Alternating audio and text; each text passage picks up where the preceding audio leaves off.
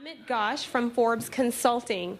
Amit is Principal Director of Research at Forbes Consulting, and he has 20 years of market research consulting experience, and he specializes in things like segmentation and brand positioning, messaging, brand health monitoring, and choice analysis, quite the gamut of techniques. And he has worked extensively in a number of different industries like financial services and pharmaceuticals, apparels, and consumer packaged goods. So I would like to introduce you Amit, who is going to talk to you about this new application that they have called MindSight Mobile. And what they're trying to do is understand how to overcome barriers to get a little bit better learning of what the emotional experience is like for shoppers at a venue. So there's the challenge of the fact that shoppers are in and out pretty quickly, the experiences are short, and then there's also this idea that they won't remember as much about the actual experience and the way that they felt about the experience while they were there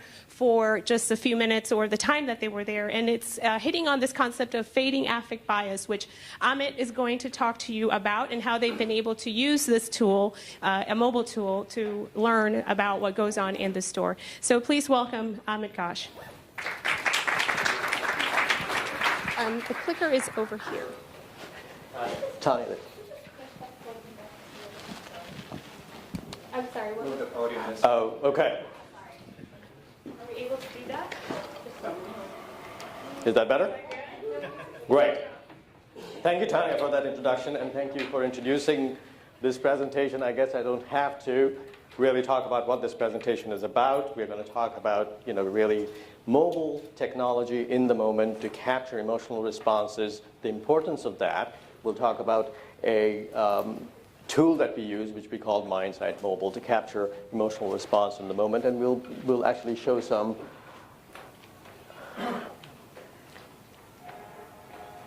share some case studies where we've used this technology and to show how it helped us. So time heals all wounds, and that's a problem. And that's the beginning of the story. And a lot of you probably have heard about this thing called fading affect bias. And really what it says is that emotional memory fades over time. It fades rapidly over time, and it fades differentially for the positive versus the negative memory. And that becomes a problem. And all of us know that emotional experience is really important for understanding customer satisfaction and loyalty. And if you have the situation where emotional memory is fading really fast over time, and especially the negative emotions that are fading really faster, now if you wait to collect that information, you're missing on the complete range of emotionality that goes with that experience.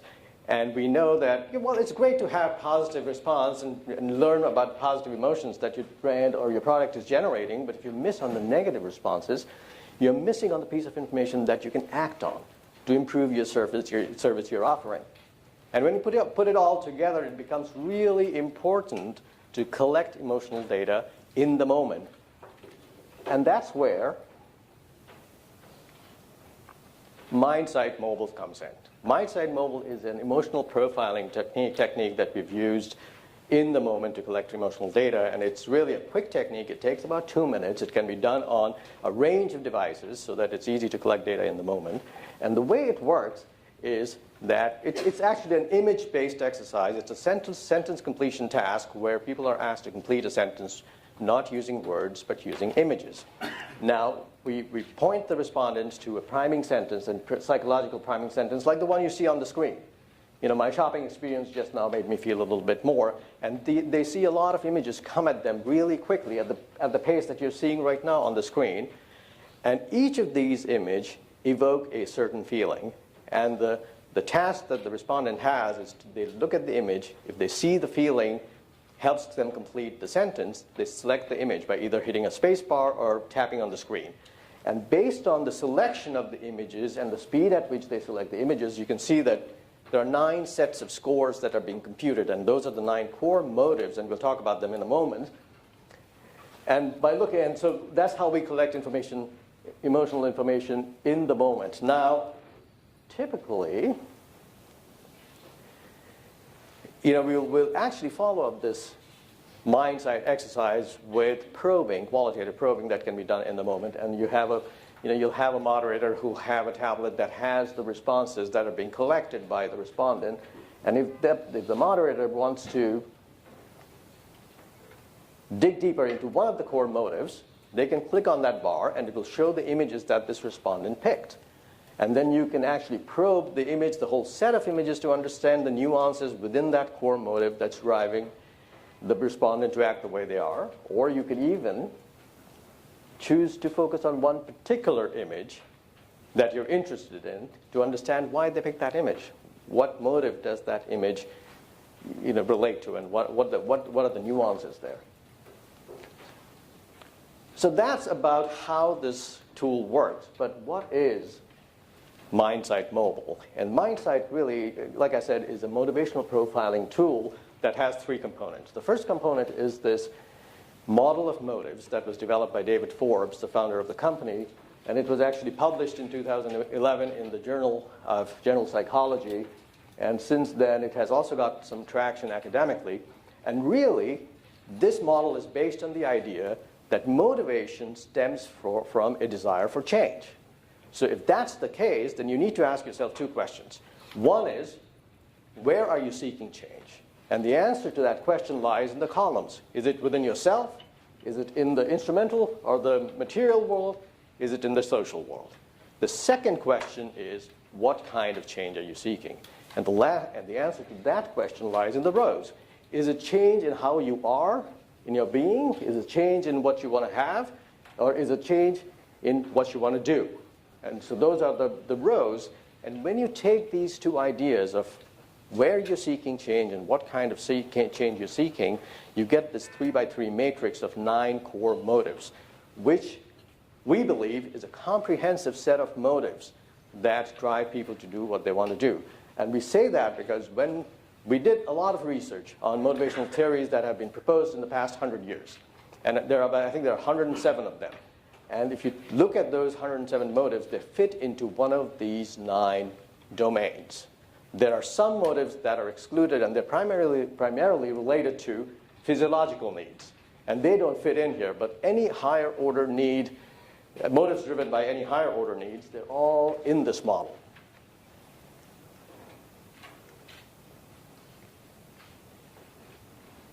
All right, there we go. Now, if we are going to use images, and you saw that it's an image-based exercise. If we are going to use images to understand motives, we need to understand ahead of time what each image means. And there comes the second component of this tool, which is a validated image library. And what we've done over time is we have validated all the images. We have over 1,000 images in our library that have been validated so that we know exactly which motivational domain they relate to. So when a person picks an image, we know if this image is talking about their security motives or their identity motives and nothing else. And the third piece, and which is the really important piece of this exercise, is the rapid exposure, rapid response technique. And this is based on work that's been done in the field of neuroscience. Antonio Damasio is one of the pioneers in this kind of work. And he found out that when we're exposed to visual stimulus, it takes about 500 milliseconds or so for the brain to have an emotional response to that stimulus. Now, this happens about in between the amount of time it takes the brain to recognize what it's seeing and the amount of time it takes for the brain to reflect on what it's seeing. So we call this the 500 millisecond time frame as our emotional discovery window. And any data collected in this emotional discovery window is now being collected due to an emotional response the person is having. So those are the 3 core pieces, and once we put it all together, then we are really off to the races to collect information, emotional information from people in the moment. Now I'm going to talk about 2 case studies that where we used mobile in the moment technology. One is with Dunkin' Donuts, and this was a study there. Our client was a franchisee of Dunkin' Donuts stores in the Metro Boston area. And they came to us because they had a set of stores that were identical. They were in the similar neighborhoods, they were the same size, same staffing level, same caliber of staff, and there were some stores that were doing much better than the other stores. And this is a client who collects customer satisfaction data at their stores, and they were looking at the data, and they had no idea why one store was doing better than the other, or some of the stores were doing better than the other. And so we included MindSight mobile technology to collect MindSight emotional data in the moment. And this is what we saw. If you look at the middle column there, we have highlighted some of the core motives that came out. And this was true across all the stores. Whether they were successful or not successful, they delivered on these three motives. It was empowerment, engagement, achievement. And those motives are really about preparing yourself to face the world. You get ready, you get charged, you're ready to face the day. And I mean, that's not a surprise. And when you're talking about morning coffee, you're groggy, there's a monster inside your head that's looking for something. And then you get your coffee and everything's right with the world. So that made all sense. Now, what we also found out that there were two areas of motivations that were true with the successful stores. It was belonging and mastery. The people at the successful stores, the customers, the patrons, felt a sense of belonging. They thought that this was the right store for them. They connected with the other people who were there. They connected with the staff. When they walked in, the server said, "Hey, Joe, should I start your regular coffee?" And stuff like that. And that gave them a sense of mastery, that they are making the right choice, that this is the right store for them. What was true about the stores that were not doing too well was the spike on three negative emotions. It was related to identity, mastery, and esteem. So basically what was happening here is the people who were going to these stores felt like they were just a number. They were a faceless person. They were not appreciated by the people who were at the store. And as a result, they felt that they're not competent in making a good choice about where to go get their coffee. So when you put these two things together, what we found that the difference between the successful stores and the not successful stores was really, one was seen as my Dunkin' Donut, whereas the other one was seen as a Dunkin' Donut store. There was no connection. There was not a personal connection there.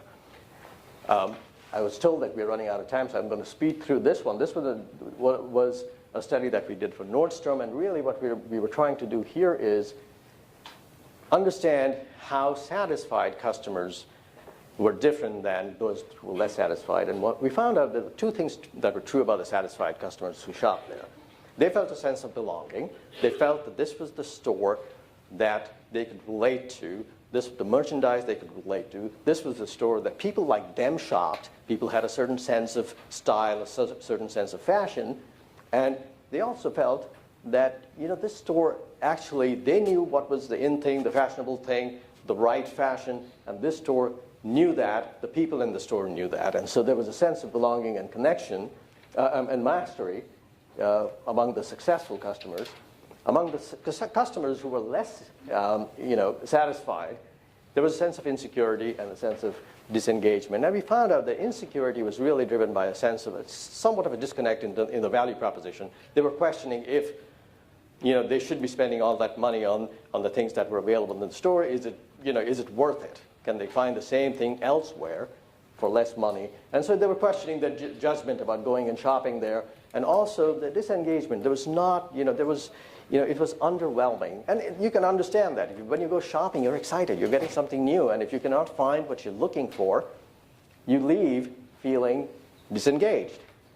So these are two examples where, in the moment, MindSight gave our clients insights that they were otherwise missing, and especially insights on the negative side, which they can then act upon and improve their service.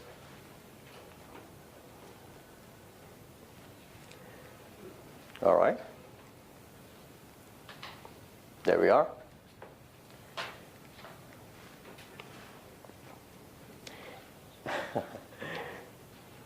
Great. So what does this all mean?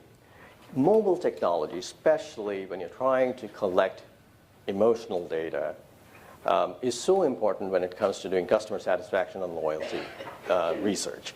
And the reason for that is really that's a critical part in understanding. Emotions are critical in understanding what drives satisfaction and loyalty. And if you wait to collect that data, you're now missing on a range of emotions that would otherwise be really helpful for you to try and figure out what are the things that you need to do to improve service.